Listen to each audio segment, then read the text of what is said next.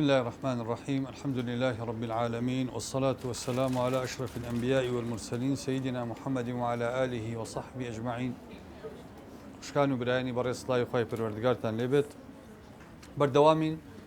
لەسەر باسکردنی زنجیرەی لە گومانەوە بەرەو دڵنیایی. دەرسی ڕابردوو باسی پێشەکەیەکمان کرد لەسەر قەدەر.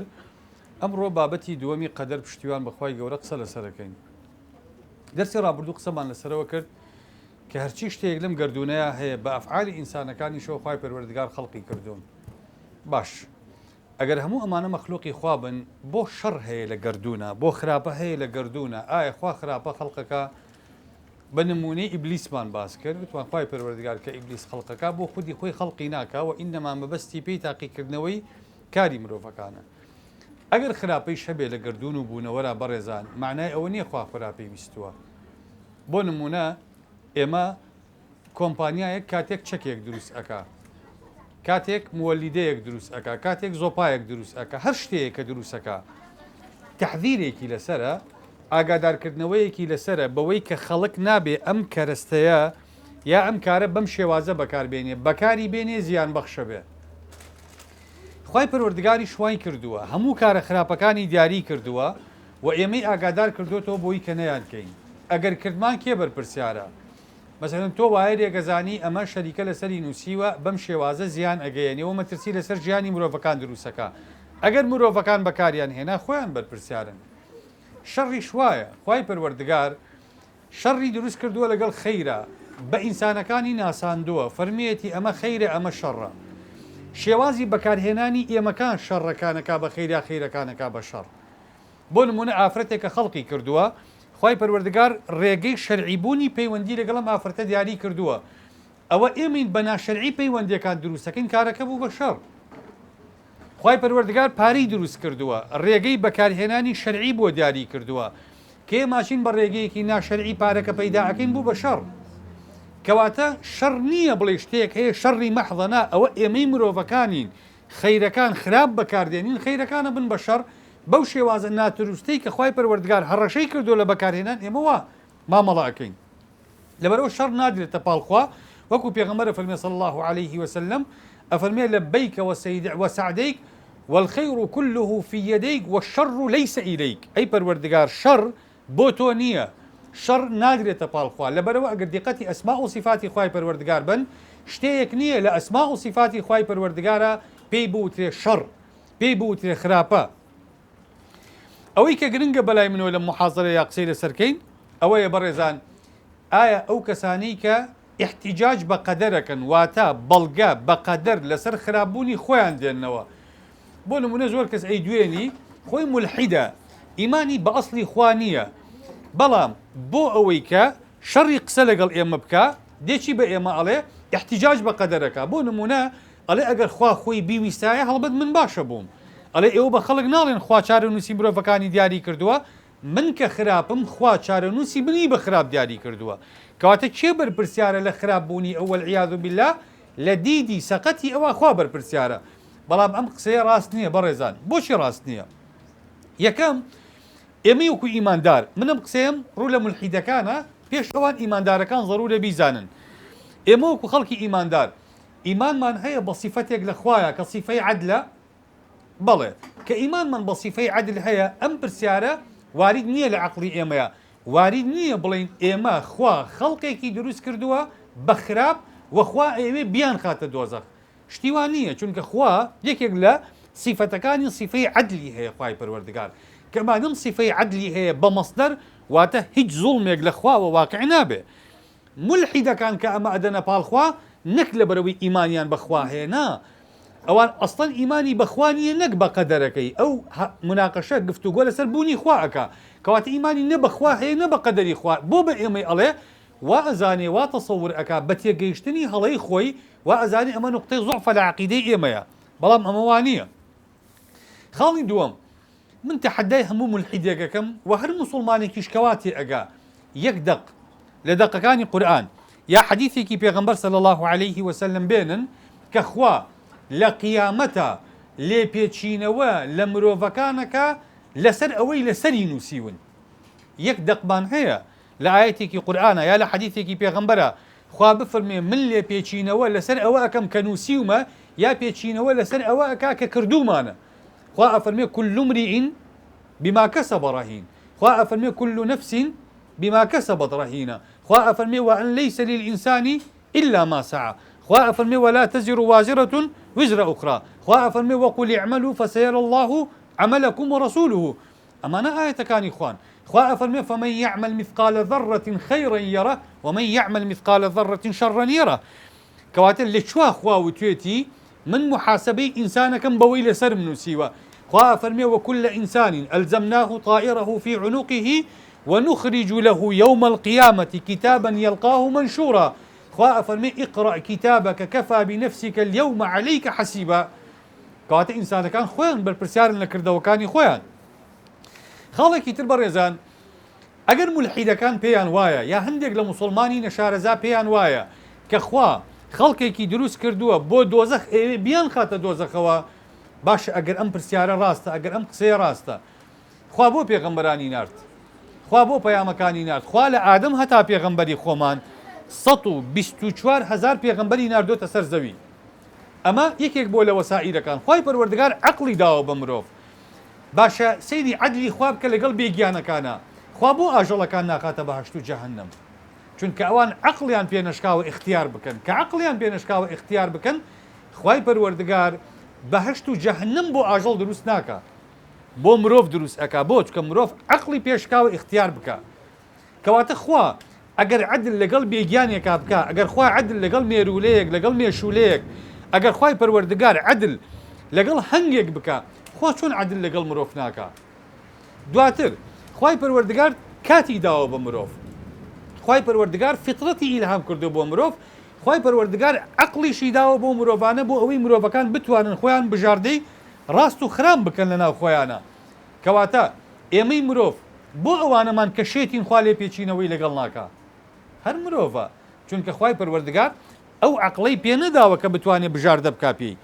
خوای پەروەردگار بۆ مناڵ محاسەبە ناکات بۆ مناڵی کافر ناخاتە دۆزەخ چونکە عەقڵی اختیاری نەبووە چونکە بژاردەی نەبووە چونکە نەیتوانیوە بۆ خۆی بە شێوازی هەڵسەنگاندن بیر بکاتەوە بڕیار بدا لەبەرۆ خوای پەروەردگار سزای نادا کەواتە ئەمانە هەر هەمووی پێی ئەوتی ئەسبابی هیدایە خوا لە قورئانە بەوازحی ئەفەرمێ بەڕێزان ئەفەرمێ ئینا هەدەیناه السەبیلە ئیما شاکرا وئیما کەفوورا ئەفەرمێ ئێمە ڕێگەی ڕوونمان نیشان داوە ئیما شاکرا وئیما کەفوورا یا ئەوە تا کابرا بۆ خۆی ڕێگەی شکرانە بژێری ڕێگەی سوپاسگوزاری هەڵەبژێرێ وئیما کەفوورا یا ڕێگەی خراپە هەڵەبژێرێ خوا ئەفەرمێ وهەدەیناه النەجدەین ئەفەرمێ ئێمە هەردوو ڕێگەکەمان بۆ ڕوون کردوێتەوە ئێستا ئێمە بەڕێزان وەکو مرۆڤ مولحیدەکان خۆیشیان ئێمە ڕێگەی ڕاستی ڕێگەی دینداری و خواناسی ئەزانین لەگەڵ ڕێگەی ناپاکی و ڕێگەی شەیطان ئەزانین یان نایزانین هەمومان لامان ڕوونە باشە ئێمە هەمومان لەسەر ئەساسی بەرچاوڕوونی بڕیار لە باشە و خراپەی خۆمانە دەین نەک لەسەر بڕیارێکە لەسەرمان نووسراوە خاڵێکی تر ئەم گومانەی کە مولحیدەکان ئەیوروژێنن بەرامبەر بە ئێمە و ئەیکەن بە پاساوی بێدینی خۆیان حەزەکەم بزانن بەڕێزان تازە نییە یەکەم کەس کە ئەم گومانی وروژاندووە کێ بووە بە تەسەوری ئێوە کێ یەکەم جار ئەم گومانی بەخوا گوت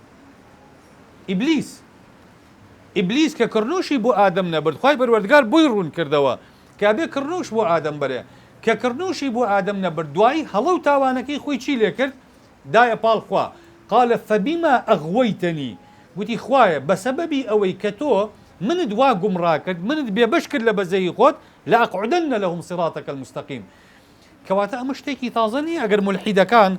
احتیجاج پاساو بە قەدەر بێننەوە و بیانەوێ بیکەن بە بەڵگەی بێدینی خۆیان چونکە شەیطان ئەمەی کردووە حتا بێباوەڕەکانی سەردەمی پێغەمبەر صلی الله عليه وسلم بێباوەڕەکانی سەردەمانی پێشووتر هەمان ئاکاریان هەبوو بەڕێزان خوای پەروەردگار ئەفەرمێ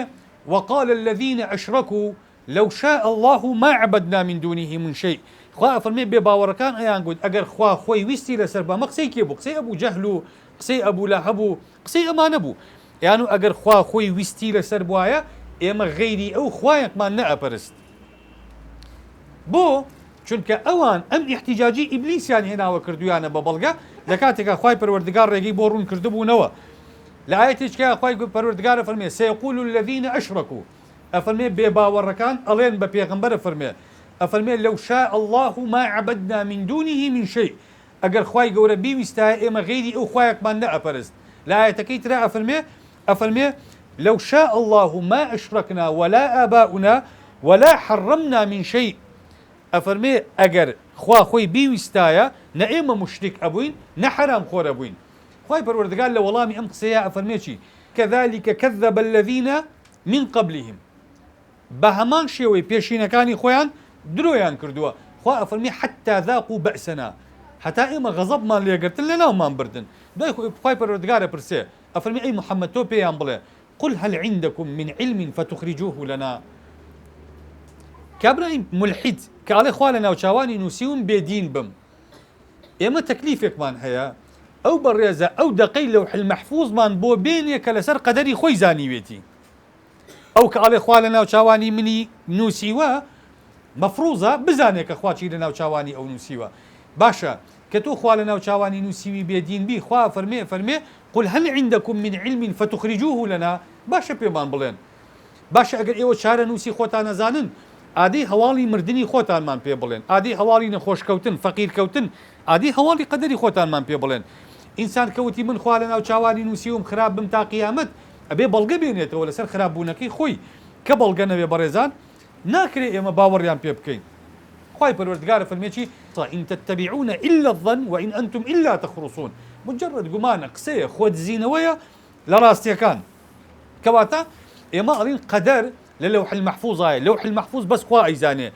كابرايك بمن بلي من قدري خوا وايا لسرم كمن خرابم مفروضه بعلم بمان بلي بلوح المحفوظ بمان بلي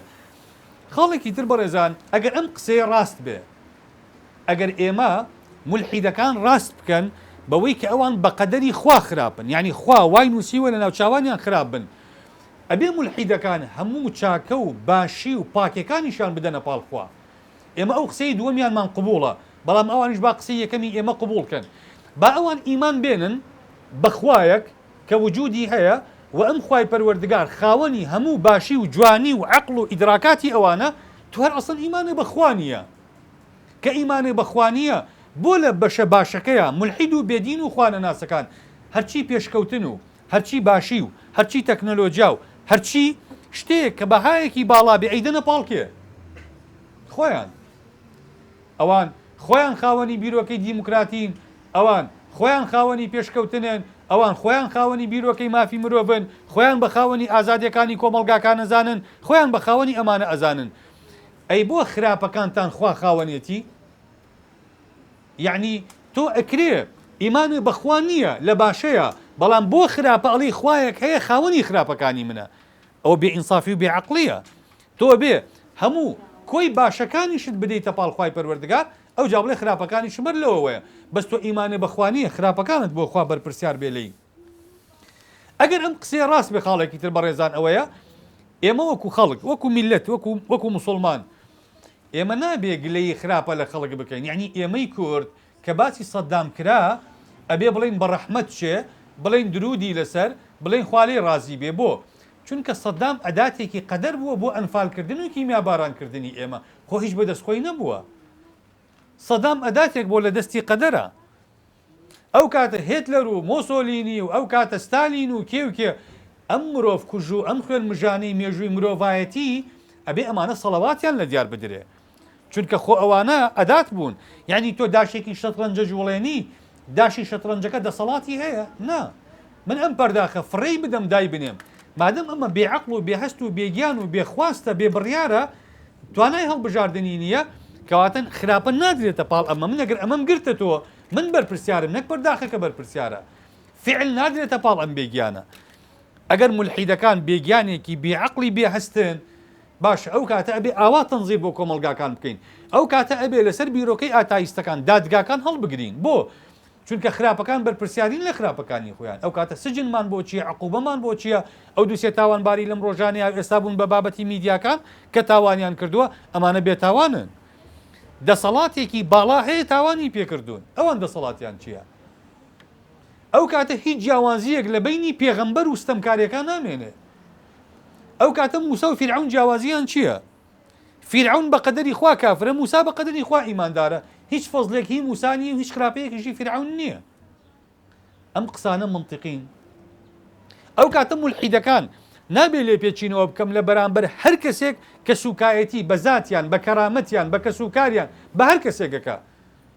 ئەوەی تعدای شەرەفیان لێ ئەکا نابێ بڵێن بۆ کردت بۆ چونکە ئەوەی تعداقی کردو ئەداتێکی قەدەر بووە خۆ دەسەڵاتی خۆی نەبووە خوا پێی کردووە با بچن لەگەڵ خوا محاسبە بکەن ئەوەی دزی لە ماڵەکانیانەکە با بچن لە خوا لێ پێچینەوە بکەن لەو بۆ ئەیکەن ئەو ئەداتێکی قەدەر بووە تۆ چۆن ئەڵێ من ئیلحادەکەم ئەداتی قەدەر خوا لەسەر ناوچاوانی من و نیسیوە ملحید بووم خواش لە ناوچاوانی ئەوی نووسیوە بێت تعدای شەرەف لە تۆ بکە ماڵێ بخوا بتکوژێ باشە سەر کۆنت بکە کەواتە وەک تۆ بەرپرسیانی لە ئیلحادەکەت ئەویش بەرپرسیان نییە لە ئەتکردنی ناموس و کەرامەتی تۆ ئەو کاتە هیچ دادوەرێک ڕاست ناکە کە لێ پێچینەوە لەگەڵ تاوانبارەکانەکە ئەو کاتە هەموو دادگاکانی ئێمە لەسەر ئەساسی خوار و خێچی و تاوانکاری دانراون ئەمانە ڕاستن ئەم قسانە بەڕێزان ئەکرێ ئەمانە ژیانی ئێمە ژیاری ئێمە ئەکرێ لەسەر ئەم بنەما پوچانەدا بمەزرێ ناکرێ ئێمە خۆمان بەرپرسیارین لە کردەوەکانی خۆمانیکەین خۆمان خاوەنی بڕیاری خۆمانی ئەوانی تاوانیان کردو خۆیان بڕیاریان داوە تاوان بکەن خوا لەسەر کەسی نەنووسیوە بە تاوانبار بە تاوانبار خەڵکی کا تاوانی پێ بکە نا خوای گەورە عیلمێکی هەیە لە لەوح المەحفوظە لای خۆی نووسیوێتی لەسەر ئێمەی نەنووسیوە ئێمە ئەبێ ئاوا بکەین دواتر عەقلی داوە بە ئێمە دین و پێغەمبەری بۆ ناردوین باشە لێشمان گەڕاوە هەتا وەکو ئەزمونێک پێیاکەین 10 ساڵ لەمەوە پێش ئێمە بەرپرسیار نەبووین ئەوانی کە گەنجن بۆ بەرپرسیار نەبوون چونکە ڕاستە لەوانی لە تەمەنی 9 ساڵیە عەقلیان بە باشە و خراپە شکاوە بەڵام بۆ خوا تا بالیغ نەبێ لێ پێچینەوەی لەگەڵ ناکا بۆ ئەفەرمێ رفع القلم عن 3 پێغەمبەر فەرمێ صلى الله عليه وسلم ئەفەرمێ وعن الصبي حتى يبلغ یا حتى يحتلم ئەفەرمێ مێرد مناڵ قەڵەمی تاوان سەیری عەدلی خوا بکە کافەرمێ رفع القلم نافرمي قلم مطلقا يعني همو قلم يقنا علماء فرمون رفع قلم الإثم وليس قلم التكليف خوا بس قلمي تاوان لسد ميرد بنال هلا قريه قلمي شاكي بودا أنا يعني أجر ميرد بنالك عمره بك خواي پروردگار قبولتي عبادت بك خواي پروردگار قبولتي وهي پیغمبر فرمي أمر بمنالك كان كان لحو صاليا نيوش بكن شك خوا قبولي أكا لحو صاليا بس نيكا خوا گناه لسري نانوسه بروجو نبي خوا لسري بگناه نانوسه كبروجو أبي خواي پروردگار بەچاکە بووی ئەنووسێ ئەمە عەدلی خوایە بەس کە بالغ بوو بەرپرسیارە لە هەموو کردەوەکانی خۆی چونکە عەقڵێکی هەیە مەفروزەوە مقتەزای ئەم عەقڵە بیر بکاتەوە و بڕیار بدا خاڵێکی تر بەڕێزان ئەگەر قەدەرەکان نووسراون لە ناوچاوانی ئێمە خوا ئێوێ بەم قەدەرانە ئێمە تووشی سزا و لێ پێچینەوە بکە باش خوا لە شەرعە بۆ دەرگای تەوبە بۆ دەرگای دوعا بۆ دەرگای گەڕانەوە لە مرۆڤەکانە کاتەوە خۆخوا ئەگەر بیویستایە عەزابمان با ئەو کاتایی و هەڵەیەکت کردو باجەکەی بدە نا خوا نایەوێ عەزاب بدا ئەڵێ ئەگەر ئینسانەکە بەر لە مردنی بە چەند چرکە ساتێک تەوبە بکە پێغەمبەری خوا فەرمێ إن الله يقبل توبة العبد ما لم يغرغر ئەفەرمێ خوا گەڕانەوەی بەندەکەی قبوڵەکە تا ئەو کاتی ڕۆحی ئەگاتە ئێرەی کە خوا فەرمێ إذا بلغت التراقي یا فەرمێ بلغت الحلقوم هەتا ڕۆح نەگاتە ئێرە تەوبە قبوڵە ئەگەر خوا ئێوێ خراپەکاران سزا بدا بۆ دەرگای تەوبەیان لێدا ناخا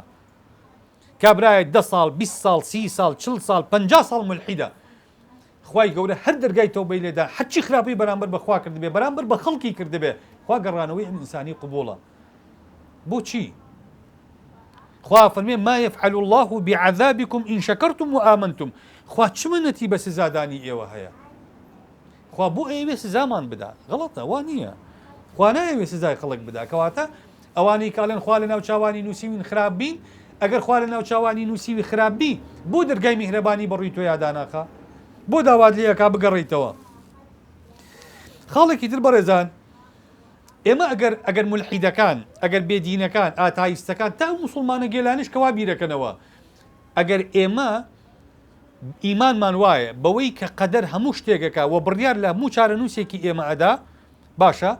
ئەوانەمان کە بڕیارمان وایە و باوەڕمان وایە با ئێمە بین هیچ نەکەین نە کەسابەتەکەین نە ئەگەڕین بە شوێن ڕزقا نە چارە نووس هیچ ناکەین ئەوانەمان کە خوێندکارن ئەڕۆینەوە لە ماڵەوە پاڵی لێ ئەینەوە ئەوانەمان کە کاسبکارین دوکاندارەکان دوکانەکانیان بادا بخەن بازرگانەکان واز لە بازرگانەکانیان بێنن باشە ئەوانی کە بەدەم بەختەوەن باشوونەکەن ئەوانی کە یانێ ژن بێنن باش نەهێنن هەمومان دابنیشین بۆ چونکە ئەو قەدەری کە لە ناو چاوانمان نووسراوە دێتە ماڵەوە خۆی. ئەگەر تۆ لە ناو چاوانە نووسرا بێ لە دەرەنجام لە داهات و پزیشک بی مەخوێنە نەکولی طبت ئەوێ نەعیلمی طبت هیچت ناوێ لە ماڵەوە دانیشە باش شەهادەکەت بۆ هێنە ماڵەوە جیبریل ڕۆژێک بۆ دەهێنێ بە تەوقیعی عەمیدی کولیە طب جەنابە پزیشکی بڕۆ ممارەسەی مێنێ بۆ لە ناو چاوانە نووسراوە. تۆی دوکاندار دوکان مەکەرەوە بۆ ئێوارە حەزرەتی جیبریل بەخۆی و عەزەمەت و شەوکەت و شانێەوە پارەی دەغیلەکە و بێنێ بۆ ماڵەوە. قەدەرە نووسراوە لە ناو چاوانت خۆ لە قەدەر ڕاکرێ ڕناکرێ شوو مەکە دوای 10 ساڵ خوا 7 ماڵی جوانە بۆ ئەنێرێ لە عاسمان هێنە خوارەوە ئەبارن شووی بۆ چییە؟ تۆ ژن بۆ ئەهێنی قەدەرە ئەوەی کە خوا لە ناو چاوانی نووسیوین هەر ئەوە ئەبێ کەواتە ژنی ژنەهێنین خوا مناڵ هەرەدا چکە لە ناو چاوانی نووسیوین مناڵە بێ. ئەم قسانە ڕاستن بەڕێزان ئینسانی عاقڵ ئەمانە ئەڵێ باشە بوو ئێمە بە شوێن شتە دنیاویەکانی خۆمانە شەو ڕۆژی بۆ ئەخەینە سەریەک بۆ کابرای دوکاندار بەیانی کە ڕۆژە بێتەوە هەتا ئێوارە دوکانەکەی بەرنادا پارە پەیاکە ئەی خوا ئەگەر ئیمانە بە قەدەر هەیە قەدەر خۆ ڕزقەکەت قەدەرە خوا دەینارد بۆچی چووی بە شوێنیە؟ ئەی بۆ دنیا دڵگەرمی ئەی بۆ قیامەت ئەڵێ خوان و سیوێتی و ئیشی ناوێ با تەسلیمی بین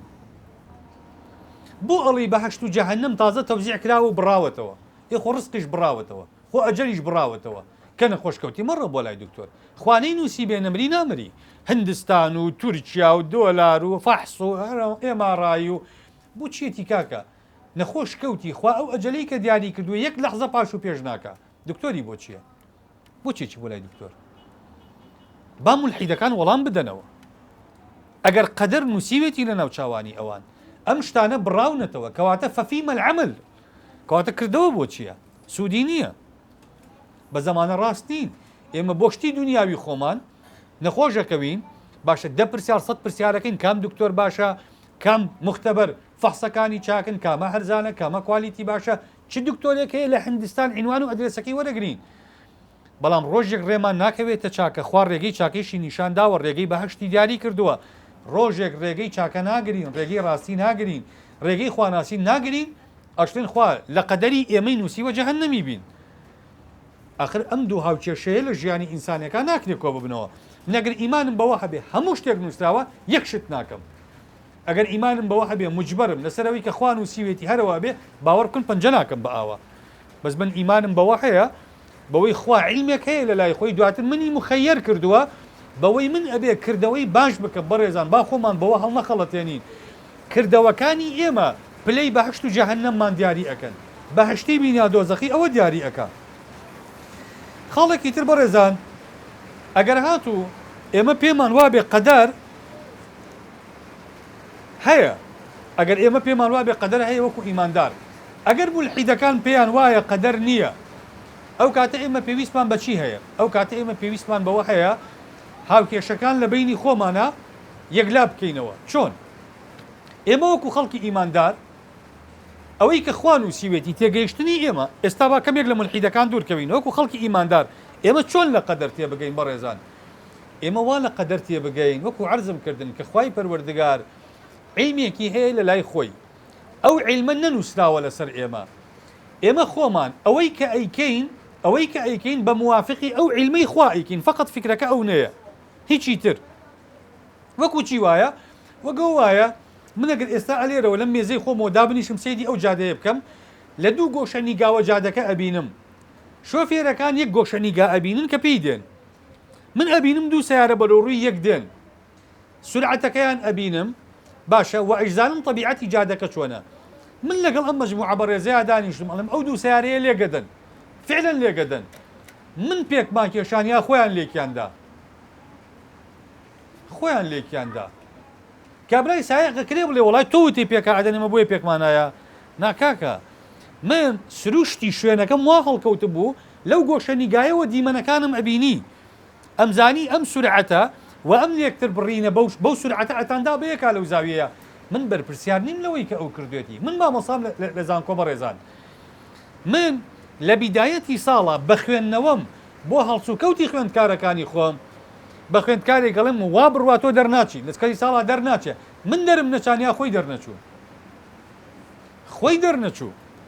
بۆ خۆی دەرنەچوو من کەوتم دەرناچی خوێندنەوە وەکو مامەسایەک کە خوێندنەوە ئەەکەم بۆ ئەخلاقی ئەم خوێندکارە تێ ئەگەم ئیهمالە ئەمە معلوماتێکی کەم و کورتی منە کرچ و کاڵی منە بەڵام تۆ معلومات لە گەورەی خواوە وەرگرە لەوەی کە لا يعزب عنه مثقال ذرة في السماوات ولا في الأرض ئەوەی کە شتێکی لە یاخی نابێ ئەو علم و خوێندنەوە وەردەی هەیە بەس کردەوەکانی ئێمە بەڕێزان ئێمە خۆمان بڕیاریان لێ ئەدین کە بیان کەینیانەیان کەین بۆیە لە مەسەلەی عیباداتە لە مەسەلەی ئەخلاقە لە مەسەلەی معاملاتە ئەگەر دیقەت بدەن لە دەقە شەریعەکان خوا ئەفەرمێ عەبدەکەم لێم نزیگە بێتەوە بەچی لێم نزیگە بێتەوە بەکردەوەکانی نزیگە بێتەوە خوا نەینووسیوە لە ناو چاوانی کەس فڵان کەس خزمی خوایە تا قیامەت ئەبوو لە هەب مامی پێغەمبەر بەربوو بەڵام بۆ نزیک نەبوو لە پێغەمبەرەوە عملەکەی دووری خستەوە لە پێغەمبەر بیلالێکی حەبەشی سەلمانێکی فارسی جابانێکی کوردی پێغەمبەری خوا بە سەلمانی ئەفەرموو سەلمان منا ئەهل البەیت بەچی بە عملەکەی یا بەوەی کە خوا سەلمانی بە کابرایەک لە منتیقی فارسەوە هێنابێ بۆ لای پێغەمبەر بەڵام بۆ بە ئەبوو لە هەبی مامی کە لە قوڕیشە لە بەنی هاشمە ئەفەرمێت تەبەت یەدا ئەبی لە هەبین وەتەب کەواتە مەسەلەکە عمل و کردەوەی خۆشەویستان هەندێک دەقمان هەیە دەقەکان ڕووکەشیان وایە زۆر جار خەڵک بە نەشارەزایی مەسەلەن تەفسیری کۆمەڵێک دەقەکە وان تێ ئەگا کەنا ئەم تەنزیرەی ئێمە ئیکین هەڵەیە کە دەقەکان واناڵێن بۆ نمونە حەدیثێکمانەیە زۆر کەس ئەیڵێ جاری وایە پرسیارمان لێ ئەکا حەدیثێکی پێغەمبەرەیە پێغەمبەر ئەفەرمێ صلی الله عليه وسلم ئەفەرمێ جاری وا هەیە عەبدێک بە درێژایی تەمەنی چاکە ئەکا ئەفەرمێ حتى ما يكون بينه وبين الجنة إلا ذراع أفرمي لبيني أو بهشتا يجز أماني يك ذراع أماني أفرمي فيسبق عليه الكتاب فيعمل بعمل أهل النار فيدخلها أفرمي أمكس يسبق عليه الكتاب يعني برياري خوا بوي أشياء سر كردوي أهلي دوزخ كأشياء دوزخ بعكسي شوا أفرمي کابرایەک ماوەی 100 ساڵ کردەوەی ئەهلی دۆزەخەکە لە بینی ئەو دۆزەخە یەک گەز ماوە فەیسبق عليه الكتاب چی دێ کتابەکەی خوای پەروەردگاری بۆ ئەکەوێتە کار فەیعمل بعمل أهل النار فيدخلها کردەوەکەی بێ بە کردەوەی ئەهلی دۆزەخ خۆ چێتە دۆزەخ تەفسیری ئێوە بۆ ئەم دەقە چییە ئەگەر ئەم دەقە بەڕووکەش تەفسیری بکەین ئەم قسەیە ڕاستە کە ئینسانەکان دەسەڵاتیان نییە لە بژاردەکردنە چکە کابرایە 100 ساڵ چاکە بکە لەسەر مەرگا لە دین وەرگەڕێ لە بەرەوەی خوا لەسەری نووسیوە کەواتە ئێمە بۆ چی کردەوە بکەین کاگەر 100 ساڵی شاکە بکەین لەسەر مەرگا لە دین وەرگەڕێ عولەما ئەفەرموون غەڵەتە ئەم تەفسیرە ئەمە تەفسیری ڕووکەشی دەقەکەیە ئەم تەفسیرە ناگونجێ لەگەڵ کۆی دەقەکانی ترە بۆ چونکە بەڕێزان دەقەکانی تری شەرع بێنە عولەما ئەفەرموون ئەم حەدیثە چۆن مامەڵی لەگەڵاکرێ أفرمون بيغمبري خوا أفرمي إن الرجل ليعمل بعمل أهل النار فيما يراء للناس تقديري محذوفك هي ليرا قال أم كابرايا 100 ساڵ كردوي أهلي دوزخة أويك خلق بروكش قيبينن وبحشتكش هو خلق بروكش بيني ويانا منافق كان خو كسني أزاني منافقا أواني سردمي بيغمبر صلى الله عليه وسلم بس كي أيزاني بس پێغەمبەر بس لە ڕێگەی وحیەوە ئەیزانی ئەگینا لە ڕووی عەمەلەوە لە جیهادی شاعچون بۆ جیهاد لەگەڵ پێغەمبەر بوون لە دوێژی جەماعەتا بوون لە ڕۆژوو و مەراسیم و جەژن و ئەمانەیە لەگەڵ پێغەمبەر بوون ئەی چۆن پێغەمبەری زانی منافقین خوا پێی گوتە بوو بە دەلیلی چی بە دەلیلی ئەوەی کە پێغەمبەری خوا صلی الله عليه وسلم وفاتی کرد بە یەک سەحابەی گوت منافقەکان کرد تەنها بە حوذەیفەی کوڕی یەمانی گوت ئیمامی عومەر بوو بە خولیای سەری چوو پرسیاری لێ کرد وتي تو صاحبي سري بيغمبري من لمنافقة كان أميانا تصورك يعني منافقة كان أو نا وردكار بو ناني هش كس بزانك منافقا حذيفة قلتي توي تاني بزل دوايتو بكسي ترنالم كي تاني بو دبروي هر كسي بيو من بلم تو منافق بو تو منافق نبوي منافقة كان رونا منو بو لا مسلمان كان كين كوانتا أي منافقة كان كي أيان ناسي خوا أيان ناسي ئەم منافقانن کە لەسەر مەرگا خوا فەزحیانەکە فەیعملونە ناتوانن بڵێن ئەشهەدو ئەن لا ئیلاها ئیلا الله وأشهد أن محمدا رسول الله لەسەر مەرگا ناتوانن بڵێن خەڵکانێکیشەن بە پێچەوانەوە کابرایەک ڕووکەشی کارەکەی خراپە ئێمە چەندین نمونەمان هەیە لەو بارەیەوە ئەگەر نەوە لە سەردەمی سوڵتان سەلیم قانونیە پیاوێک ئەمرێ لە بازاڕە ئەم پیاوە جەنازەکەی فڕێ ئەدەن کەس هەڵی ناگرێتەوە کەس لی ناپێچێتەوە سوڵتان سەلیم بە بازارە ئەڕوا ئەبینێ کەسێک مردووە و جەنازەکەی کەوتووە ئەپرسێ بۆ کەوتووە و بۆ هەڵ ناگیرێتەوە هەموو خەڵک نەفرەتی ئەکەن تفی ئەکەن قسەی ناشرینی پێ ئەڵێن سوڵتان ئەو نەپیسە کەڵکی ناشتن و دەستێوەدان و شۆردنی نییە سوڵتانە فەرمێ بۆ ئەڵێن ئەمە شەو هەتا بەیانی خەریکی عارق و خەریکی داوێن پیسی و خەریکی خراپە بوو سوڵتان ئەڵێ هەڵی بگرن ببینەوە بۆ ماڵەکەی خۆی سەربازەکانی خۆی هەڵێگرن ئەیبنەوە بۆ ماڵەکەی خۆی کەی باتەوە ژنەکەی ئەیبینێ زۆر پێی تێگەچێ ژنەکەی زۆر وەلحاصڵ شین واوای لای بۆ کاو ناڕەحە دەبێ سوڵتان ئەڵێ خوشکم ئەمە من لە ڕای خوایە لە بازار دۆزیومەتەوە هێناومەتەوە ئەڵێ خەڵکی بازارەکە لێوان لێ و خراپەی ئەم پیاوە باسەکەن ئەم پیاوە هی ئەوە نیە تۆ ئەوەی بۆ ئەەکەی بۆ شکری خوا ناکەی لە کۆڵی بۆتەوە ئەڵێ وەڵڵاهی قوربان ئەم پیاوە ئەوانیە کە خەڵک بینیوێتی ئەڵێ ئەم پیاوە ئەو هەتا ئێواران ئیشێ کرد ئەڵێ کری ڕۆژانەکەی کە پایایە کرد ئەوەی لە خۆمان زیاد بواە ئەچوو بۆ باڕێک بە کابرای ئەگوت لە باڕەکەیە ئەی ئەم شەو چەندێ دەسەکەوێ ئەیگوت بۆ نمونە ئەوەنە لیرەم دەسەکەوێ ئەیگوت ئەوەنە لیرە خوا باڕەکە داخە با مسلمانان بەهۆی تۆ عارق نەخۆنەوە عارق نەکردن ئەمڕۆ ئەچوو بۆ ماڵێکی لەش فرۆشت لەگەڵ ڕێزما بۆ ئێوە ئافرەتێکی لەش فرۆش ئەی خوشکە ئەم شەو ئەگەر خەڵک بێت و دەرگا لە خەڵک بکەیتەوە چەندێ دەسەکەوێ ئەو نە ئەیگوت ئەوە پارەکەی تخوا دەرگا لە خەڵک مەکەرەوە با خەڵک تووشی حرام نەبێ بەهۆی تۆ ئەڵێ ئەم پیاوە ئاوای ئەگوزەران ئەڵێ پێم مەگوت هەموو جارێ ئەموو پیاوەکە وەڵڵاهی ڕۆژێک ئەمری بەخوا خەڵک ناونێژێ چکە خەڵک تۆ ئەبینی ئێواران بەم عارەقخانە و بەم باڕ و بەم خانی لەش فرۆشی و بەمەیە ئەگەڕی خەڵک چی لە تۆ تێ ئەگا چوزانن تۆ چکارەی ئەڵێ هەموو جارێک ئەیگوت کەس نەمشارێتەوە سوڵتان سەلیم ئەمشارێتەوە اینجا سوڵتان سەلیم دەسەکا بە گریان اینجا جارچی ئەنێرێ بۆ ناو بازار ئەڵێ دوکانەکانتان داخن جەنازەی کابرا ئەباتە مزگەوت هەموو ئەهلی بازار کۆکاتەوە نوێژی لەسەرەکەن ئەگەر بە ڕووکەشی ئەم پیاوە ئیش بکرێ بەڕێزان ڕووکەش وایە کە ئەم پیاوە دۆزەخیەکی زۆر خراپە بەڵام خوای پەروەردگار لە ئەخیرا بەراەتی ئەم پیاوە دەرەخا پیاوێکی کە ئەگەڕێتەوە فەرمێ دراوسەیەکمان هەبوو ئەفەرمێ دراوسەکە مسلمانێکی مامناوەند یعنی طەبیعی سروشتی کەسێک نەبوو بە مولتەزیم و بە خواناس و دیندار و ئەهلی مزگەوت و ئەڵێ منە چوون بۆ مزگەوت ناهاو بۆ مزگەوت ئەڵێ ڕوو شەوێکیان خەوم بە پێغەمبەرەوە بینی صلی الله عليه وسلم ئەڵێ پێی گوتم گوتی سڵاو لە فڵان کەسی دراوسێت بکە پیاوەکەی ژەڵێ ئەڵێ خەوتمەوە خەوەکەم بە هەند وەرنەگرت ئەڵێ هاتەوە خۆم پێغەمبەری خوا صلی الله عليه وسلم ئەڵێ کە هاتەوە خۆم زانیم کە ئەمە مەسەلەیەک هەیە ئەڵێ بەیانی چوون بۆ ماڵی ئەو پیاوە ئەڵێ وتم خەوێکم بینی وە پێتەوە بەس وعدم بەرێ ڕاستیەکەم پێ ئەڵێ وعد بێ خەوەکەت بۆ گێڕمەوە وعدم پێ نەڵێ ڕاستیەکەم پێ بڵێ وعدت پێ نادە بخەوەکە بگێڕمەوە کابراوتی وعد بێ خەوەکەم بۆ بژێڕەوە ڕاستیەکەەوە پێ ئەڵێم گوتم من ئەم شەو پێغەمبەری خوا دوو جار هاتوۆتە خەوم سەلامی لە تۆ کردووە لە منی نەکردووە من تۆ ئەراسم تۆ پیاوێک نی عیبادەت و عەمەلت زۆر بێ بەچی پێغەمبەری خوا سەلامی لە تۆ کردووە ئەڵێ یەک سڕ هەیە تا ئێستا بەس خۆم و خوا و خێزانم ئەیزانین تۆ ئەبی بە سێم کەسمان لە مرۆڤ کە ئەیزانی بەڵام تکا ئەکەین کەس نەیزانێ ئەڵێ کەس نایزانێ ئەڵێ ئەم ئافرەتەی کە گواستمەوە هێنام کە ئێستا خێزانمە ئەڵێ ئەم ئافرەتە کە گواستمەوە بۆم دەرکەو حامیلەیە ئەڵێ لێم پاڕایەوە تکای کردوتی غەڵەتێکم کردووە لەبەر خوا فەسحم مەکە ئابڕووم مەبە با بە کوشت نەچم ئەڵێ گوتم ئەگەر غەڵەتێک بێ لەبەر خوا